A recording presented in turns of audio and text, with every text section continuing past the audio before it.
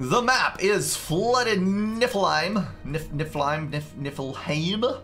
I don't know. I give up. We're just not going to talk about the name of the map. It's up there in the top right if you want to search for it. In the vaults, the players are Blast, Chilled, and Bias, both of whom have gone Aeon, and therefore both of whom will have T1 tanks, and you will notice that there's a lot of water in the middle of the map. It's almost like the map is flooded. And you've seen this one before. The typical starting positions would be right here. There's a group of reclaim right here. All of these mesas are run by locations on the outside edge, but now we're reduced to a few mass extractors in the middle. All of your bases are going to be on the outside, and overall this looks like a very interesting version of the map, and we're going to get to see a little bit of hover spam, a little bit of frigate spam, and I don't know. The Aeon matchup can be very interesting, and it can also lead to some of the dullest T1 phases in existence as both players just rush to skip it.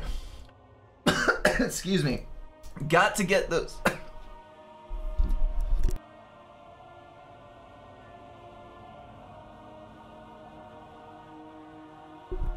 Pardon me while I die a little inside. You got to get scouts out with your Auroras though, as we all know. Oh. Blast Chilled is going for first land, second air, with engineers going out to build the Hydro. Unassisted, actually, which is going to mean it comes up very, very slowly indeed. Bias, on the other hand, has built 4 mass extractors, PGen Land Factory, is walking his ACU out to build mass extractors as he goes and single-handedly control the left side expansion. And then we've got 3 air factories going down around the Hydro for maximum adjacency. And I do like this build a great deal because it's going to give him an overwhelming air superiority if Blast Chill does not drop many more air factories to come. And if he can kind of sort of skip the T1 phase and secure this entire side, that might let him move to T2 air, which would unlock gunships and torps, or he could drop into the Navy late, guard the water with his air, and then immediately go T2 destroyers after he techs up slightly. This map is a little bigger than you probably think it is. I'm not sure exactly what the kilometer value is, but since the players are basically in opposing corners, of course, you are going to have a bit more distance to cover as you're trying to raid. We got an Aurora with a scout moving over here to try to pick up anything that comes to build those mexes. We've got nothing moving to the north except a single solitary engineer that's building 3 mass extractors on the way. It's almost like he doesn't really expect to get that. But one thing to remember, if you're looking at this lone commander down here and saying to yourself, but why? But why would you not take a full-fledged army with you? I say to you that since this is such a narrow strip of land, you can pretty much cover the entire thing, don't have to worry about run-bys. Let's actually take an exact look. Hey, Bias, what's your range? Yeah, if you stand your ACU right there, the ACU can hit every single unit that comes by. There's no way to get past it. So this is actually a really good strategy, I think.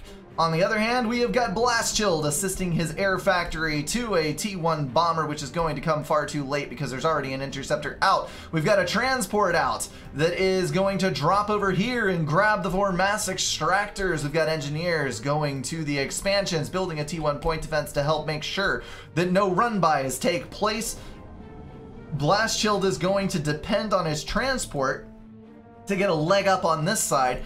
And if you'll notice, this is going to give him a better overall grip on the map because he's got his ACU on the north side. He's got 3 engineers dropping 2 land factories to produce tanks on the south side, and he's going to be able to contest both edges. This is potentially devastating for Bias, and I think there's an assumption that Bias would do the same thing over here, but Bias, in fact, has not. We did have scouts out, so Blast Shield is going to know where Bias is going. Got interceptor on the bomber, so the expansioneer shall survive. And on the north side, we've got scouts going across for Bias, so everybody knows what everybody else is doing, and there is the Aurora battle that we were waiting for. Looks like Blast Shield is going to win that one with a twitch and a tap on the move orders. Of course, the sporadic and very unpredictable movement of hover units as you clickety-click with them is going to make them a little bit difficult to hit, especially considering the ranges that Auroras are firing from, because they do have the same projectile speed as regular tanks, just firing from like 20% farther away. We've got 2 naval factories going down for Blast Chilled.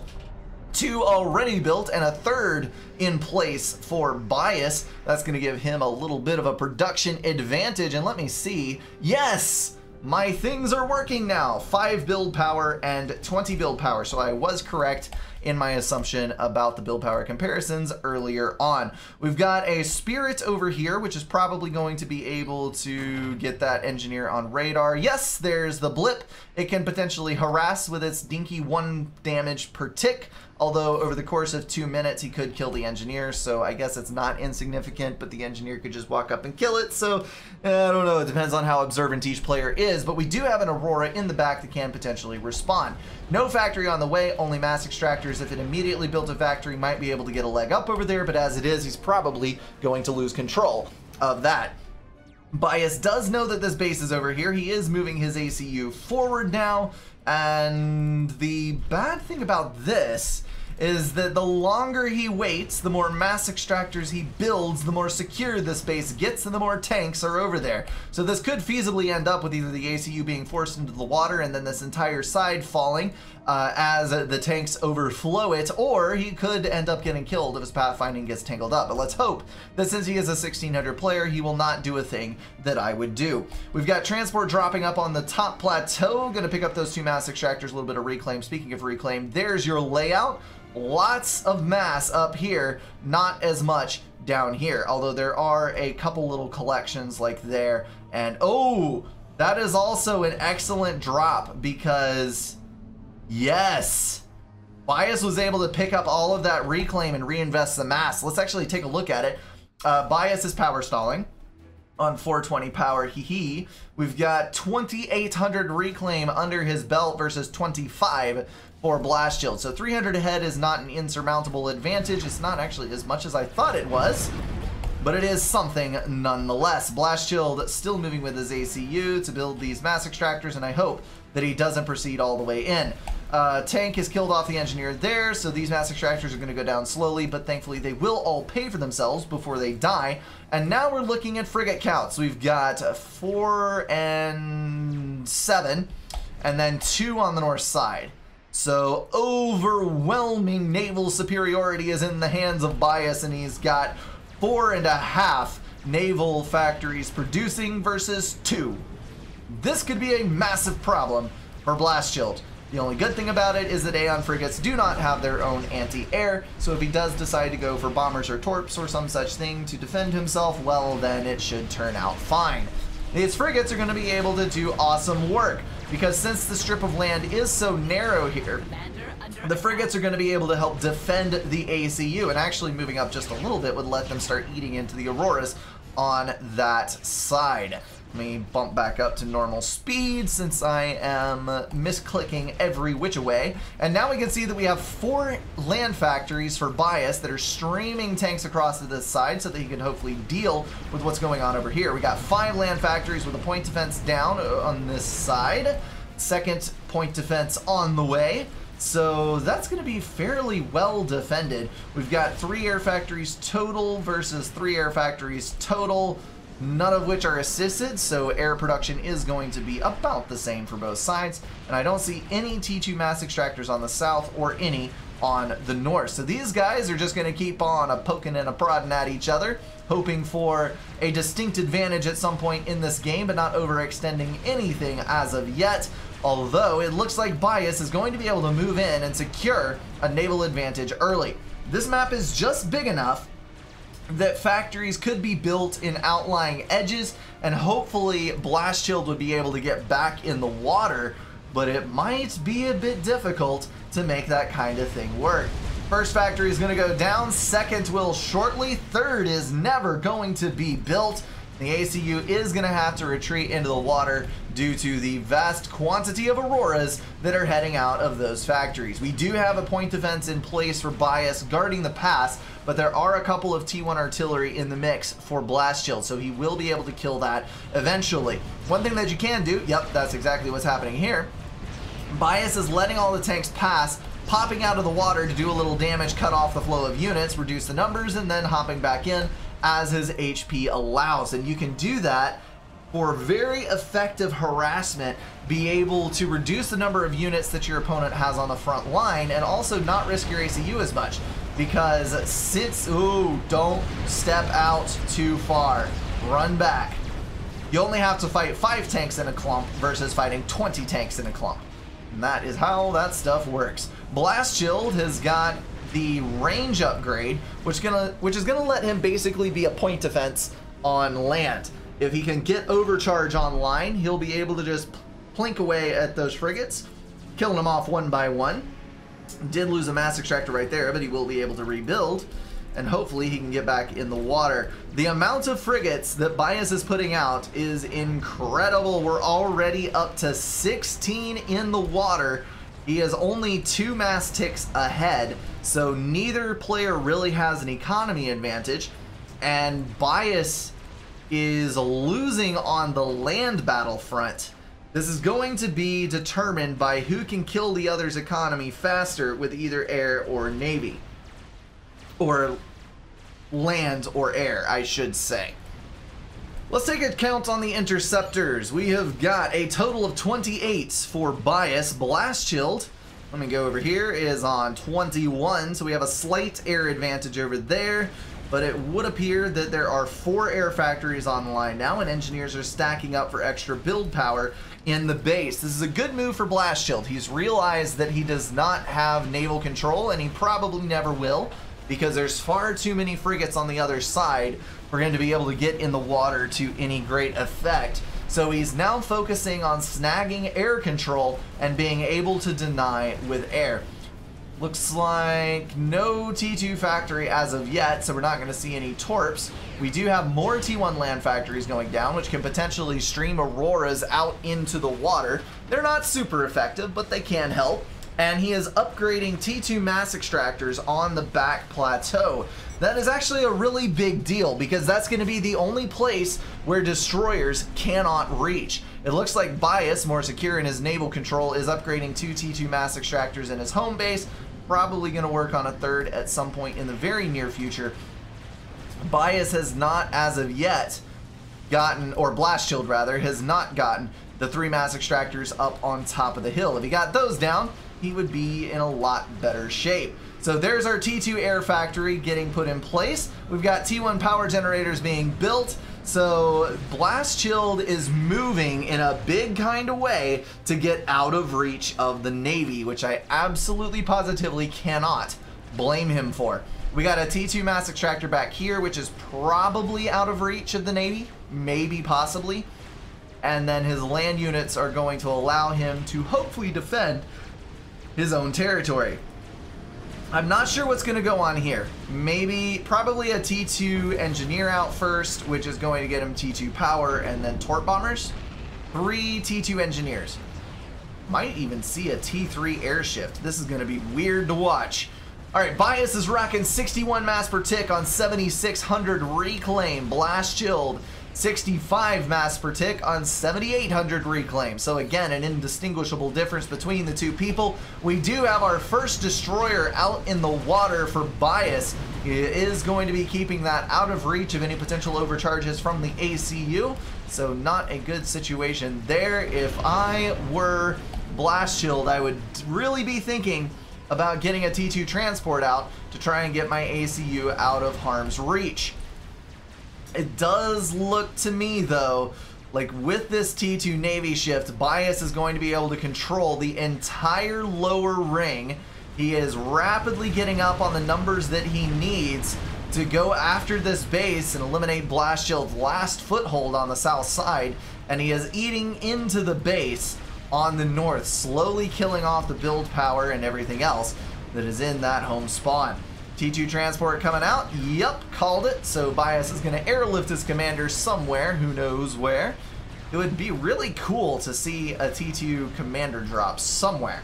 If he was able to secure air control over here and then wreck the base, eliminate all this eco that Bias has gotten for himself, he could make a huge difference, although there would still be all of this in the water that he would have to contend with. But for now, we're just going to have to wait and see what he does. Got a transport heading out to grab these mass extractors, but it looks like some interceptors are heading in to intercept That is what they do after all, and hence the name. We've got T1 bombers harassing the expansion. I don't know why there aren't a couple of T1 mobile anti-airs being built, or even some interceptors coming out, but we will have to live with these things. And we now have torpedo bombers being built. Another check on the interceptor count. Looks like we got 47 total for Bias, and Blast Shield has got a whopping 43 to his name. So now air control is lost as well. This is not going well. Bias at 87 mass per tick as he continues to upgrade.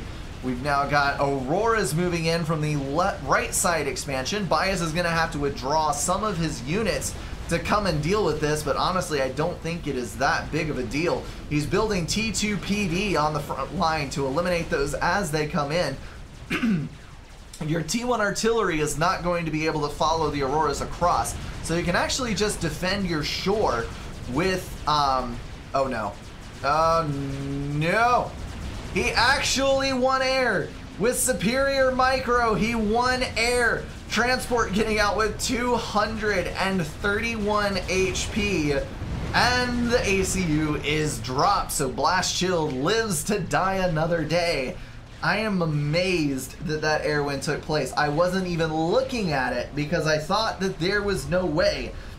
But to think about it after the fact, probably, I don't see any more torpedo bombers. The torpedo bombers were able to deny enough interceptor fire and were able to redirect the movement of the interceptors enough that Blast Shield was able to pull that air win. But now there is a cruiser on his shore, and I don't think that he's going to be able to do anything to stop it.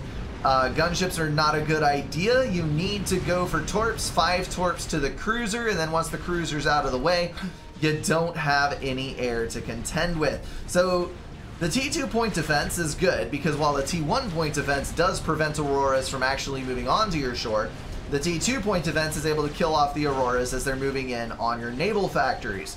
You don't want to lose all your build power to some pesky Auroras. So well done there for Bias. Blast Shield picking up the last of those mass extractors on the top, and looks like a frigate did try to come in for Bias, but that is going to get knocked out. Blast Shield might be able to defend this shore well enough with his tanks to be able to get back in the water. And he's not completely out of the eco game either. He's on 82 versus 93 mass per tick. He's got T2 air, he's got air control. If he were able to get back in right here, he could totally make this work. The longer he waits, though, the more Bias gets ahead. Look at the reclaim that's available over here. Look at the mass extractors he's about to pick back up. Bias is moving his ACU back over to the home base for better protection, where he can't get sniped by torps or some such stupid thing. Now, though, the game has shifted to where Auroras are pouring into the north. We've got frigates, we got a cruiser online. Bias is going to try to do away with this shelf as well. And with this movement, that's going to spell the end of any navy possible for Blast Shield. Blast Shield's up at 4 or 5 torpedo bombers now. Still got that transport, which I would love to see him heal up. Oh no! The destroyers can actually fire up on the cliff. Holy smokes, I did not know that. They're actually able to reach the T2 HQ. Not the T2 power, thank goodness. Not any of the mass extractors. But they are able to reach some stuff. My goodness, that is awful. Alright, T2 artillery installation coming into play. Never thought you'd see one of those on one of these maps. But that is going to be able to deny anything except the turret that Aeon has to offer. Their battleship has significantly shorter range than the T2 artillery. Of course, their destroyer does as well. They don't have a cruiser. You gotta wait till you get up to either Tempest or Torrents to make a difference. Cruiser moving in towards the rock to force the bombers to hit the landmass. They can't drop their torps. All those torps gonna die. Cruisers now the only thing being produced from that T2 factory. There's no more need for destroyers. Just gotta lock down the entire map and prevent air incursions. I think that that spells the end for Blast Shield. He's gonna try. He's gonna build a few things and see what he can do.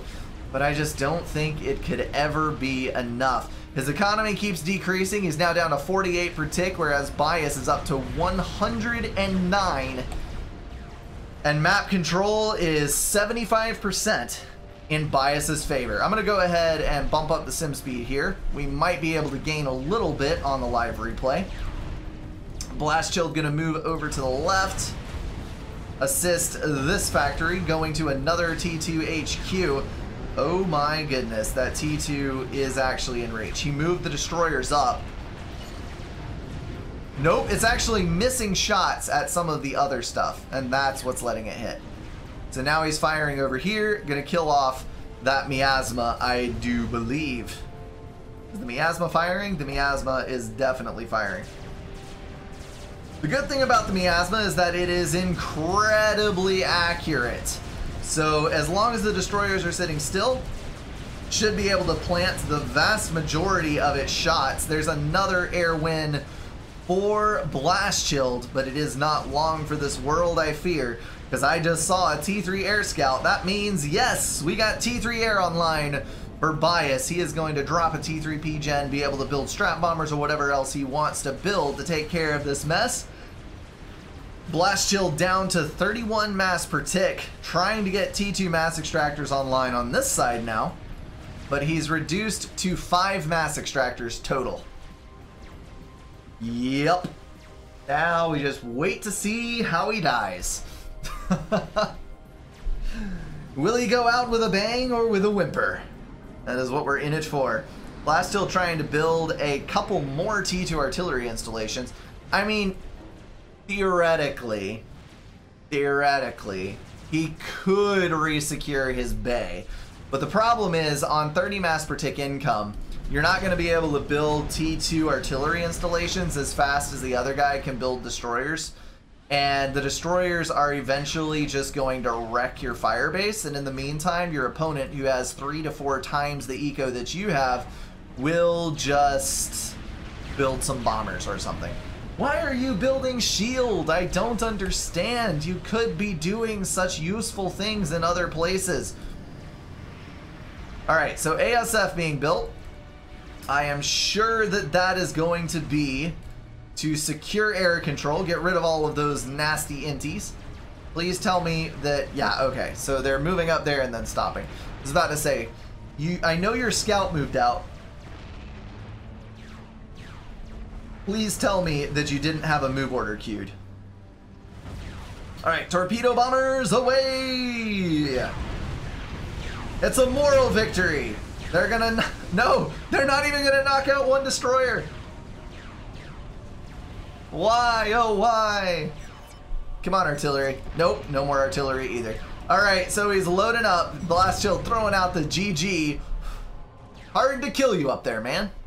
I think he might be flying directly into the ASF. Are they gonna pick it up? Oh, he's gonna move around. No! And there goes a valiant warrior.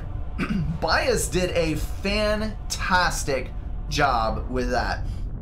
The early Navy won it, and I'm not entirely sure why Blast Chilled didn't build Navy to match. He had it scouted. He had the ability to, he had even eco, and he did a phenomenal job getting out on the early expansions, cleaning things up, securing map control. Just in the end, the sheer number of frigates got him. Shame though it is, well played to Bias. That is gonna wrap everything up for this video, guys. If you enjoyed it, feel free to drop a like and share it with someone. If you want to support the channel, catch the streams, or join the Discord, check out the links in the description. Thank you all for being at least partially insane, and I will see you in the next one.